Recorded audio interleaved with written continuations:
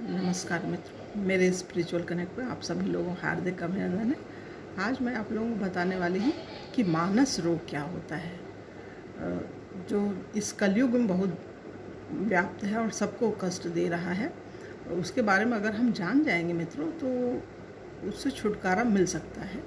संतों के संग से, सत्संग से, अच्छे ग्रंथों से,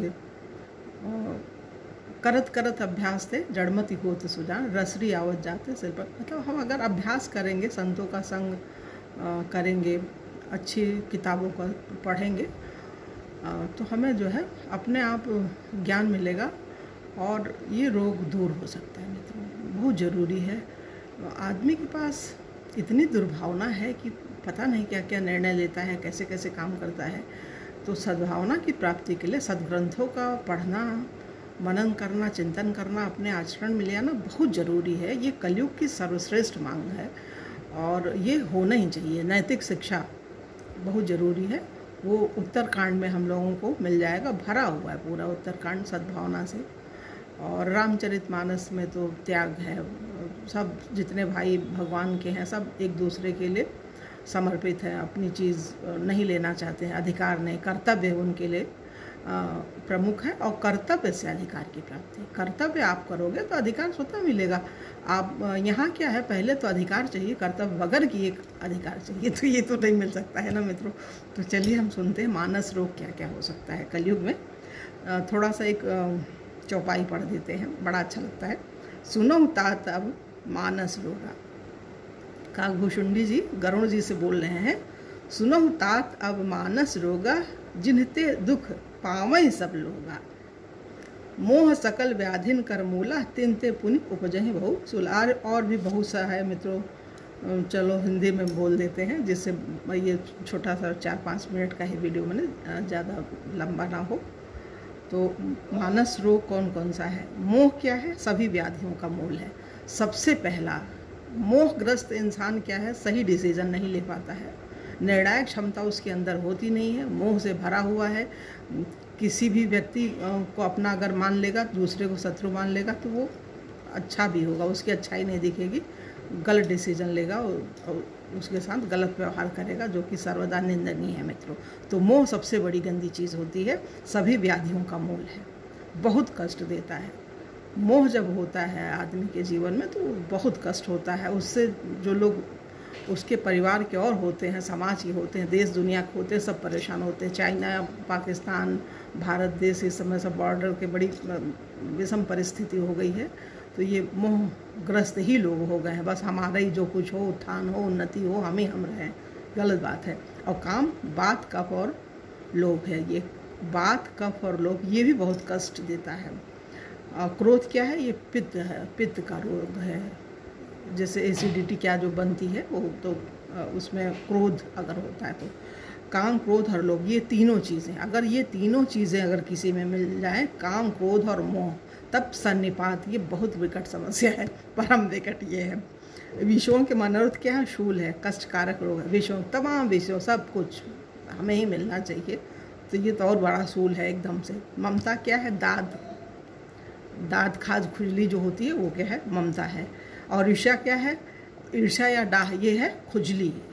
ममता दाद है और ईर्ष्या या डाह जो है, जलन जिसको कहते हैं, ये खुजली है, खुजली होती रहती है। कोई किसी को हम अगर नहीं पसंद करते हैं तो उसका अहित करना चाहते हैं, ये जो है वो हो गया है खुजली। हर्ष विधात क्या है? गरम, गरह या गले के रोग। हर्ष मतलब सुख और दुख का होना, क्या?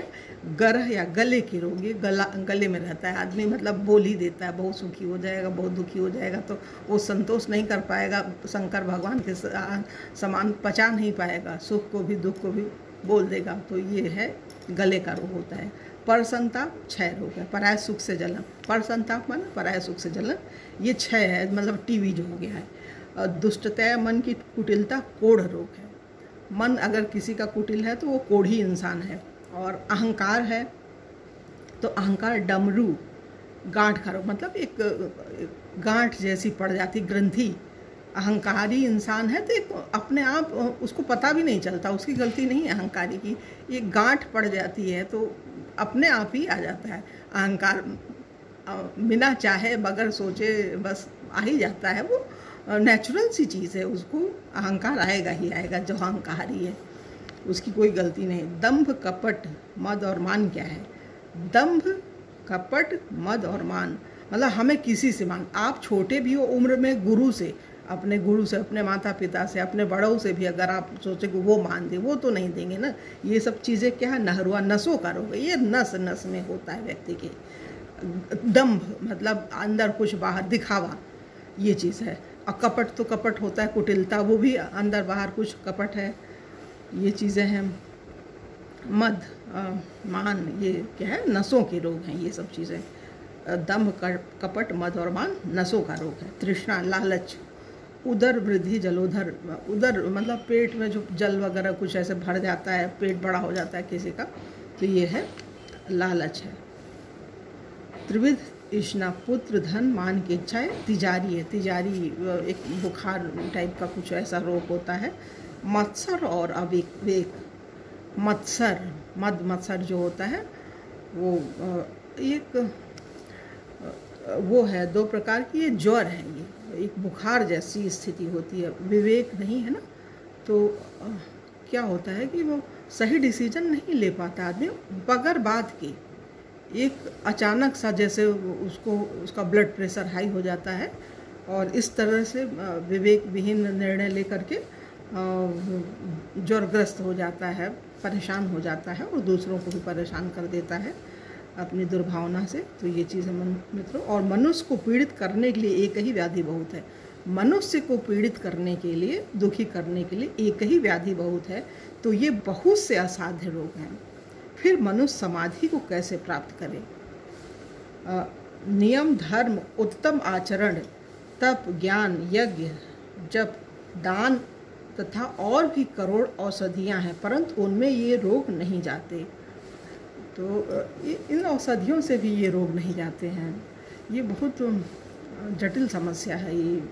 तो इसको जो है सत्संग से ही, प्रयास से ही, सद्ग्रंथों के अध्ययन से ही दूर किया जा सकता है मित्रों। तो ये चीज़ है, इसको आप लोग पढ़िए, समझिए और अपने आप को स्वस्थ बनाइए, स्वस्थ बनाइए, शांत बनाइए। बगैर शांति के संतोष नहीं, और जब संतोष नहीं होगा तो फिर कोई किसी भी प्रकार की संपन्नता नहीं आ सकती। संपन्नता नहीं सिर्फ वैभव की, पैसे की, यही नहीं है। संपन्नता ज्ञान की, शांति की, सुख की, अहोभाग्य की, धन्यता की।